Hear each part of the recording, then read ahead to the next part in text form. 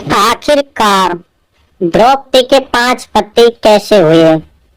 आखिरकार क्या है इसके पीछे की वजह? कहा जाता है कि द्रौपदी पिछले जन्म में एक ऋषि की कन्या थी। वह अपने कर्म फल के कारण उसका किसी के साथ विवाह नहीं हुआ। इससे दुखी होकर उसने महादेव की आराधना करी। महादेव जी ने उसे तपस्या से प्रसन्न होकर कहा कि तुम अपना मन चाह वरदान मांग सकती हो।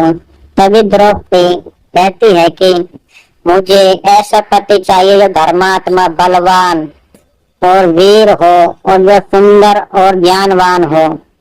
तो महादेव जी ने कहा कि यह एक पुरुष में संभव नहीं है, परंतु अगले जन्म में तुम्हें ये अवश्य प्राप्त होगा। इसलिए अगले जन्म में द्रौपदी पांचाल नरेश की पुत्री के रूप में जन्म लिया। इसके कारण इसका नाम पांचाली भी पड़ा।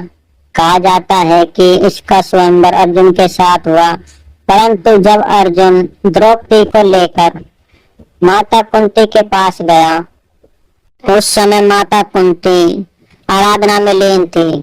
तभी पांडव वहां पर आते हैं और कहते हैं कि हे माता, हम आ गए। कभी कुंती कहती है कि तुम इसे 5 भाई आपस में बांट लो। यह सुनते ही द्रौपदी बहुत ही दुखी हो जाती है और कहती है कि आज हम भिक्षा नहीं लेकर आए, बल्कि एक नारी का स्वयंवर करके लाए हैं। तो इस पर कुंती ने अपने ज्येष्ठ पुत्र युधिष्ठिर से कहा कि ऐसे तो मैंने तुम्हें आशीर्वाद दे दिया है, इसलिए धर्म के अनुसार क्या होना चाहिए? तभी युधिष्ठिर कहते हैं, धर्म के अनुसार तो हम सभी को इस पांचाली के साथ विवाह करना चाहिए। तभी धर्म के अनुसार द्रौपदी इन 5 की पत्नी हो जाती है।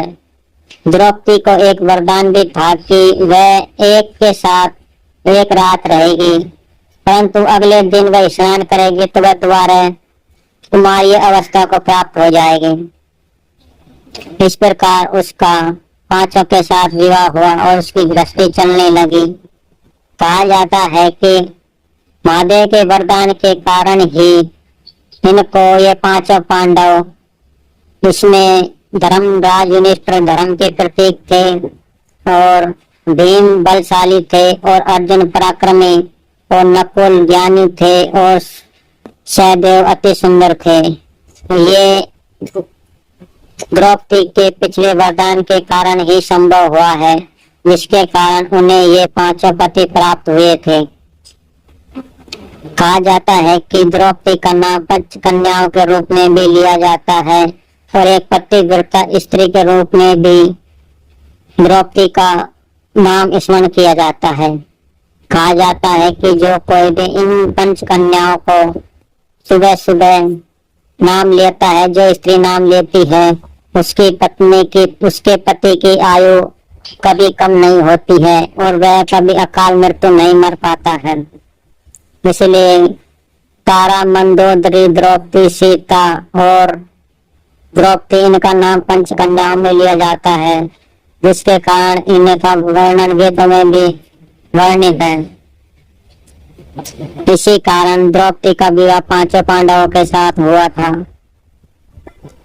यदि आप इस कथा से सहमत हैं और आपको अन्य कोई जानकारी हो तो कमेंट में अवश्य अपनी राय अवश्य बताएं।